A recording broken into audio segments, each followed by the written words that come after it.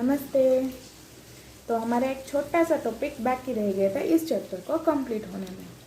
इस चैप्टर में हमने मून के बारे में देखा, एक्लिप्स के बारे में देखा, जिसमें सोलर एक्लिप्स, लूनर एक्लिप्स किस तरह से होते हैं और एक्लिप्स किसे कहते हैं, सोलर एक्लिप्स कैसे होते हैं, लूनर एक्लिप्स कैसे होते हैं, इसके बारे में बहुत सारे डिटेल्स में पढ़ा और जाना कि सूर्य ग्रहण चंद्र ग्रहण किया है। अब हमारा छोटा सा टॉपिक है एक्सपेडिशन टू द मून और आर्टिफिशियल सैटेलाइट्स के बारे में। मून के बारे में जानकारी कि सबसे पहले मून पे पैर किसने रखा था, कब रखा था, उसका नाम क्या है, कौन सी साल में रखा था, डेट क्या है, इन सब के बारे में जस्ट जनरल इंफॉर्मेशन।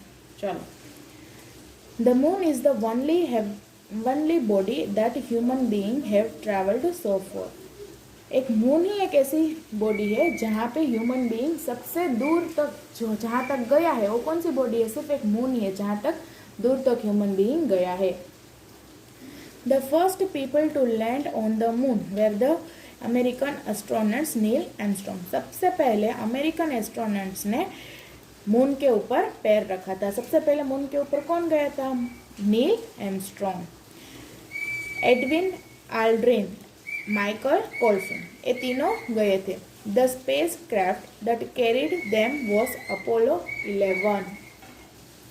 सबसे पहले अमेरिकन एस्ट्रोनॉट्स के तीन कौन से नील आर्मस्ट्रॉन्ग, एडविन आल्ड्रिन और माइकल कॉलिंस, ये तीनों सबसे पहले गए थे। कहाँ पे? मून पे। The spacecraft that carried them was Apollo 11। और किस स्पेस क्राफ्ट के थ्रू गए थे? कौन से स्पेस क्राफ्ट उसको वहाँ पे लेके गए थे? उस स्पेस क्राफ्ट का नेम है Apollo 11 and it landed on the moon. और वो स्पेस क्राफ्ट कब मून के ऊपर लैंड हुआ? तो कि 20 जुलाई 1969। Neil Armstrong was the first person to set foot on the moon. Neil Armstrong ने ही सबसे पहले अपने पैर मून के ऊपर रखे और उसके बाद and was followed by the Edwin Aldrin. और उसके बाद एडविन आल्ड्रिन ने रखे थे। सबसे पहले कौन? तो कि नील आर्मस्ट्रॉन्ग। सेकेंड कौन? तो कि Edwin Aldrin. Michael Collins stay backed in the spacecraft. और माइकल कॉलिंस कहाँ पे रहे? स्पेसक्राफ्ट के अंदर ही रहे। सबसे पहले नील आर्मस्ट्रॉन्ग और उसके बाद Edwin Aldrin. Since then many manned and unmanned spacecraft have visited the moon and gathered a lot of information about it.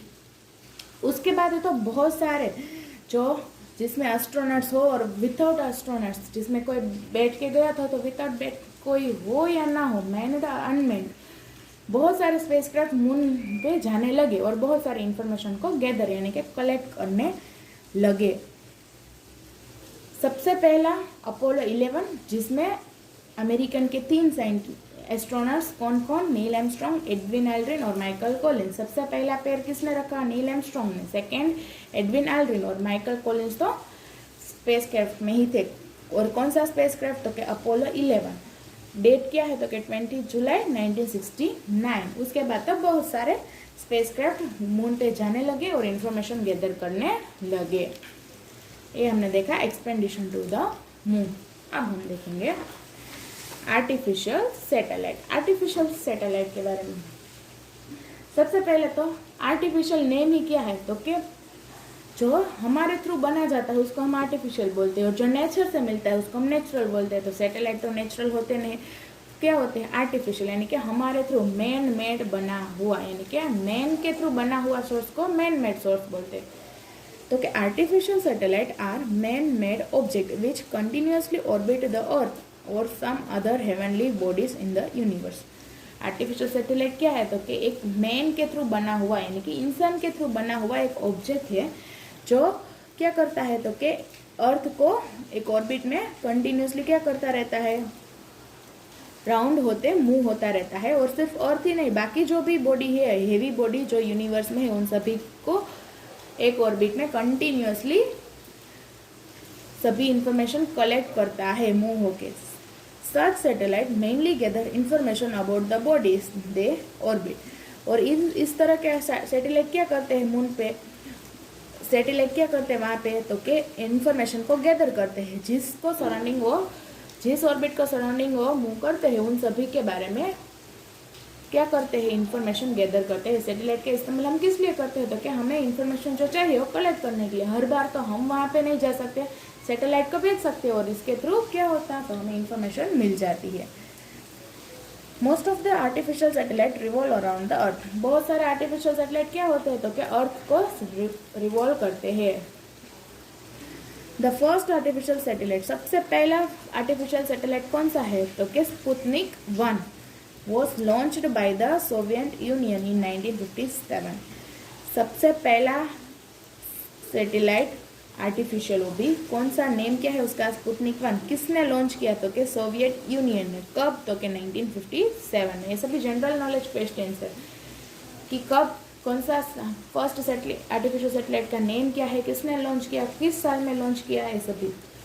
Since then, the United States and about 40 other countries, including India, have developed, launched and operated artificial satellite। उसके बाद United state, जिसमें United state के साथ 40 other countries है, जिसमें एक India भी है, इन सभी ने बहुत सारे लॉन्च किए, बनाए और ऑपरेट भी किए आर्टिफिशियल सैटेलाइट। सबसे पहला स्पुतनिक 1, उसके बाद बहुत सारे कंट्रीज ने बनाए, लॉन्च किए और ऑपरेट भी किए। Depending upon their use, artificial satellite are of 6 main types. सभी सैटेलाइट्स का यूज अलग अलग होते हैं, तो उनके यूज के अनुसार सैटेलाइट्स के 6 टाइप्स है। फर्स्ट है साइंटिफिक रिसर्च, नेम से ही जो कि हमें मालूम तो पड़ जाएगी। साइंटिफिक रिसर्च यानी कि साइंटिफिक रिसर्च करने के लिए जो सैटेलाइट यूज होता है उसको साइंटिफिक रिसर्च का एक भाग कर दिया। देखो, this satellite gather information about the universe for research purpose. ये यूनिवर्स में से किस तरह की इंफॉर्मेशन गैदर करता है, तो कि जो रिसर्च पर्पज में यूज हो सके, यूनिवर्स की इंफॉर्मेशन गैदर करता है। जो वेदर की करे वो वेदर के टाइप में आएगा। यूनिवर्स के बारे में जो इंफॉर्मेशन गैदर करता है उसको साइंटिफिक रिसर्च में बोला जाता है।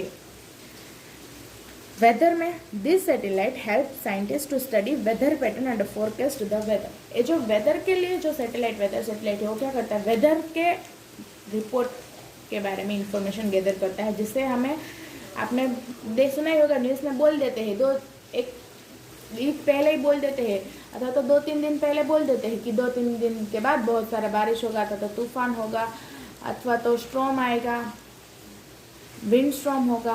ये सब पहले कैसे मालूम पड़ जाता है, तो कि इस तरह के सैटेलाइट के थ्रू ही उन सभी को मालूम पड़ जाता है और वो हमें अलर्ट कर देते हैं।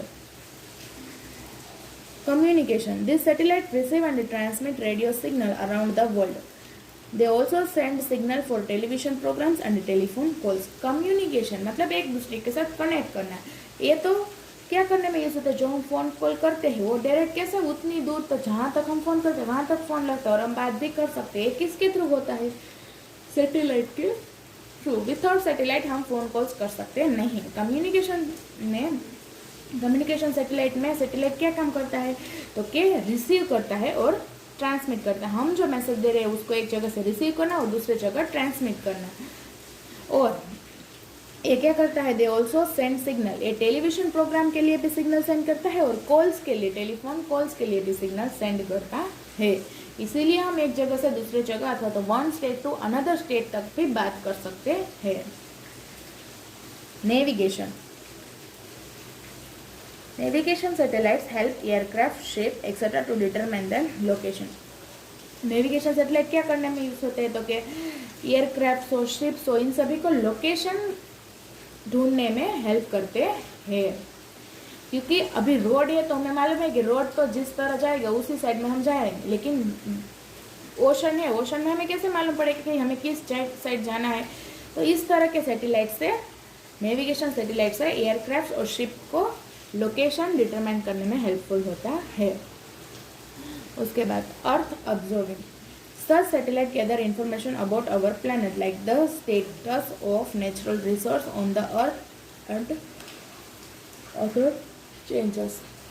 अर्थ ऑब्जर्विंग सैटेलाइट क्या करते हैं, तो हमारे प्लैनेट के बारे में ही इंफॉर्मेशन गैदर करके हमें देते हैं। जैसे कि स्टेटस ऑफ नेचुरल रिसोर्स, जो नेचर से जो भी नेचुरल रिसोर्स है उसके बारे में, जो उसका स्टेटस अर्थ के ऊपर क्या है उसके बारे में, अथवा तो कोई भी दूसरा चेंज हो, इन सभी हमारे प्लैनेट के लिए जो सैटेलाइट इंफॉर्मेशन गैदर करके देता है वो अर्थ ऑब्जर्विंग, जो सिर्फ क्या करना है तो क्या अर्थ को ऑब्जर्व करने के लिए रखा जाता है, जिससे हमें मालूम पड़ता है कि अर्थ में ये सब होने वाला है। और लास्ट वन है military. This satellite collect information for military purpose. ये सैटेलाइट है वो मिलिट्री पर्पज के लिए यूज होता है। ये क्या करेगा तो क्या उनको जो इन्फॉर्मेशन चाहिए वो सभी मिलिट्री को हेल्पफुल होने वाली इंफॉर्मेशन गैदर करेगा। कौन सा तो क्या ये सैटेलाइट जो मिलिट्री के लिए इंफॉर्मेशन कलेक्ट करेगा, यानी कि उसके यूजर्स के अनुसार नाम रख दी है। साइंटिस्ट के यूज के लिए हो तो साइंटिफिक रिसर्च, वेदर के लिए हो तो weather, communication, navigation, earth observing, military, depending upon use को आधार रख के सैटेलाइट्स के 6 टाइप्स दिए गए हैं। तो यहाँ पे हमारा चैप्टर कंप्लीट हो रहा है। इसकी एक्सरसाइज आपको अपनी फेयर बुक में लिखनी है, जो कि मैं फोटो सेंड कर दूंगी, ठीक है। यहाँ पे हमारा चैप्टर कंप्लीट और हम न्यू चैप्टर नेक्स्ट लेक्चर में स्टार्ट करेंगे, ठीक है। नमस्ते।